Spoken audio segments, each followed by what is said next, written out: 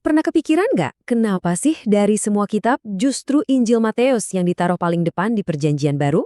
Ternyata ini bukan sekedar cerita loh, ini adalah sebuah argumen yang disusun dengan sangat rapi, hampir seperti kasus di pengadilan, untuk membuktikan satu hal, bahwa Yesus adalah Raja Mesianis yang selama ini dinanti-nantikan. Yuk kita telusuri bareng-bareng gimana Matius membangun kasusnya.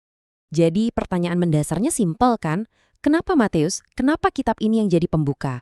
Jawabannya, ini sama sekali bukan kebetulan. Penempatannya itu super strategis dan punya tujuan yang sangat spesifik. Dan ini dia jawabannya. Bayangin deh, Injil Matius ini kayak sebuah jembatan teologis yang megah. Satu kakinya berpijak kokoh di Perjanjian Lama, dengan semua janji dan nubuatan para nabi. Kaki lainnya berpijak di Perjanjian Baru, yang isinya adalah penggenapan janji-janji itu di dalam diri Yesus. Ini adalah transisi dari masa penantian ke masa penggenapan. Nah, kalau kita ngomongin jembatan, kita harus kenalan dulu sama arsiteknya dong. Siapa sih Matius ini? Ternyata, latar belakangnya sebagai pemungut cukai itu jadi kunci penting buat ngerti kenapa Injil ini begitu terstruktur dan sistematis. Coba deh bayangin, seorang pemungut cukai di zaman Romawi itu kerjaannya detail banget. Ngurusin angka, catatan, semuanya harus terorganisir dengan rapi. Nah, keahlian inilah yang dia bawa waktu nulis Injil ini. Jadi, waktu kita lihat Injil Matius yang terstruktur rapi ini, kita jadi tahu, oh, ini bukan kebetulan. Ini cerminan dari pikiran seorang administrator yang andal. Sekarang, kita coba pindah ke posisi audiensnya. Situasinya lagi genting banget waktu itu. Yerusalem, pusat kehidupan rohani mereka, baru aja hancur. Mereka lagi krisis identitas, bingung. Apakah iman kita pada Yesus ini mengkhianati warisan Yahudi kita? Matius menulis untuk menjawab kegelisahan itu, untuk meyakinkan mereka bahwa Yesus justru adalah puncak dan penggenapan dari semua yang mereka harapkan. Oke, jadi gimana caranya Matius melukis potret sang raja ini? Dia nggak mulai dengan cerita-cerita heboh atau mujizat, enggak. Dia mulai persis kayak pengacara yang lagi ngebangun kasus di pengadilan. Bener-bener dari dasar, yaitu dari kredensial Yesus, baik secara hukum maupun secara teologis. Jujur aja, buat kita sekarang baca silsilah itu mungkin agak ngebosenin ya. Cuma daftar nama doang. Tapi tunggu dulu, buat orang Yahudi di abad pertama, ini tuh kayak akte kelahiran plus surat warisan paling penting di dunia. Silsilah ini adalah bukti legal nomor 1 kalau Yesus punya hak waris atas tahta Raja Daud. Nah, ini bagian yang paling keren dari silsilahnya. Perhatiin deh polanya. Matius sengaja banget ngaturnya jadi 3 bagian, masing-masing 14 generasi. Kenapa harus 14? Ini bukan angka random. Dalam tradisi Ibrani, setiap huruf punya nilai angka. Dan nama Daud kalau dijumlahkan nilainya pas banget 14. Jadi, dengan mengulang angka 14 3 kali, Matius seolah-olah lagi teriak, Daud, Daud, Daud. Dia mau bilang, Yesus inilah keturunan Daud yang sejati. Dan buktinya nggak berhenti di silsilah aja. Matius terus nambahin kepingan puzzle-nya dengan gelar-gelar penting ini. Anak Daud itu buat negasin haknya sebagai raja. Terus Immanuel yang artinya Allah beserta kita buat nunjukin natur ilahinya. Dan puncaknya, anak Allah, gelar yang diumumkan langsung dari surga. Setiap gelar ini membangun potret yang utuh tentang siapa Yesus sebenarnya. Oke, setelah identitas Yesus sebagai raja itu kokoh, Matius pindah ke undang-undang kerajaannya. Dan cara dia menyusunnya, ini benar-benar jenius. Dia mengelompokkan ajaran-ajaran Yesus ke dalam 5 blok besar atau 5 amanat agung. Ini sengaja banget dibuat paralel dengan 5 kitab Musa atau Taurat. Pesannya jelas, Yesus ini adalah Musa yang baru, yang membawa hukum dengan otoritas yang lebih tinggi. Dan kelima pilar pengajaran ini tuh kayak cetak biru kehidupan di kerajaan surga.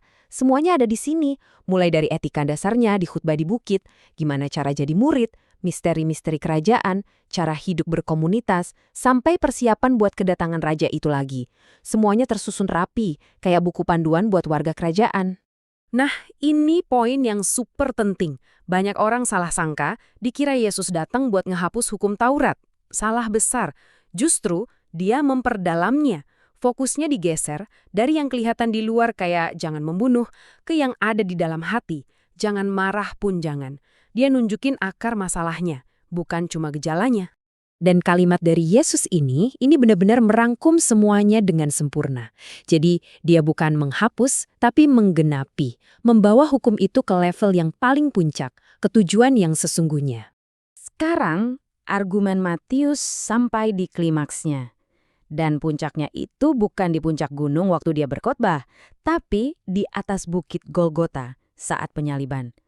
Bagi Matius, peristiwa ini bukan kekalahan yang tragis, justru ini adalah sebuah kemenangan kosmis yang dahsyat, yang pada akhirnya melahirkan sebuah komunitas yang sama sekali baru. Dan di sini Matius ngasih kita detail-detail sinematik yang luar biasa. Cuma ada di Injilnya dia loh. Ada gempa bumi, tabir bait suci yang super tebal itu sobek dari atas ke bawah, bahkan kuburan-kuburan kebuka. Ini bukan cuma efek spesial. Ini tuh simbol-simbol teologis yang kuat banget. Yang nunjukin kalau tatanan dunia lama lagi diguncang sampai ke akarnya. Dari reruntuhan tatanan lama ini, lahirlah sesuatu yang baru.